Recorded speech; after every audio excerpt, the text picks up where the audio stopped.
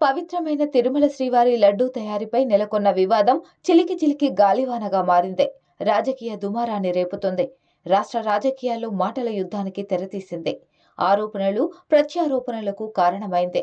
కలియుగ వైకుంఠంలా అలరారుతున్న సాక్షాత్ శ్రీ మహావిష్ణువే కొలువుదీరిన తిరుమలపై, అక్కడి పవిత్రతపై, స్వామివారి లడ్డూ ప్రసాదంపై వివాదం చెలరేగడం అటు దేశవ్యాప్తంగా చర్చనీయాంశమైంది. కోట్లాది మంది హిందువులు, శ్రీవారి భక్తుల మనోభావాలతో ముడిపడి ఉన్న అంశం కావడం వల్ల అటు జాతీయ మీడియా సైతం దీనికి అత్యధిక ప్రాధాన్యతనిచ్చింది. తిరుమల లడ్డూ ప్రసాదాన్ని నాసిరకంగా తయారు చేస్తున్నారని, నాణ్యత రహితమైన వస్తువులను వినియోగిస్తున్నారంటూ చంద్రబాబు 2 రోజుల కిందట ఆరోపించిన విషయం తెలిసిందే. నెయ్యికి బదులు జంతువుల కొవ్వును వాడారంటూ గత వైఎస్ జగన్ ప్రభుత్వంపై ఘాటు ఆరోపణలు చేశారు. ఈ విమర్శలు సరికొత్త వివాదానికి తెరతీసినట్లయింది. దీనిపై వైఎస్ఆర్ కాంగ్రెస్ పార్టీ అధినేత, మాజీ ముఖ్యమంత్రి వైఎస్ జగన్ స్పందించారు. ఎప్పుడేం జరిగిందో వివరించారు.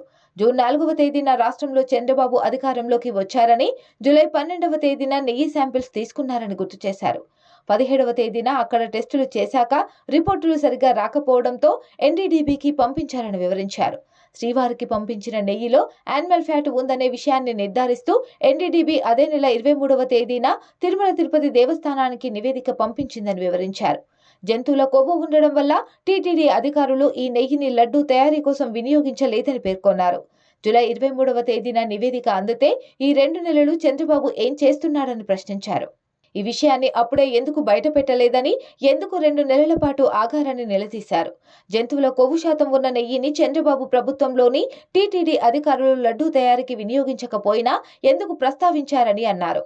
చంద్రబాబు ఆడుతున్న డైవర్షన్ పాలిటిక్స్ గా అభివర్ణించారు. సూపర్ 6 నుంచి ప్రజల దృష్టిని మళ్లించడానికే తిరుమల లడ్డూ అంశాన్ని తెరపై తెచ్చారని ఆరోపించారు. ఈ వివాదాన్ని అక్కడితో వదిలేయదలుచుకోలేదు వైఎస్ జగన్. దీన్ని మరింత ముందుకు తీసుకెళ్లదలిచారు. ఈ వివాదంలో జోక్యం చేసుకోవాలంటూ ప్రధానమంత్రి నరేంద్ర మోదీ, సుప్రీంకోర్టు ప్రధాన న్యాయమూర్తి జస్టిస్ డివై చంద్రచూడ్ దృష్టికి తీసుకెళ్లనున్నారు. వారిద్దరికీ లేఖ రాయనున్నట్లు జగన్ ప్రకటించారు.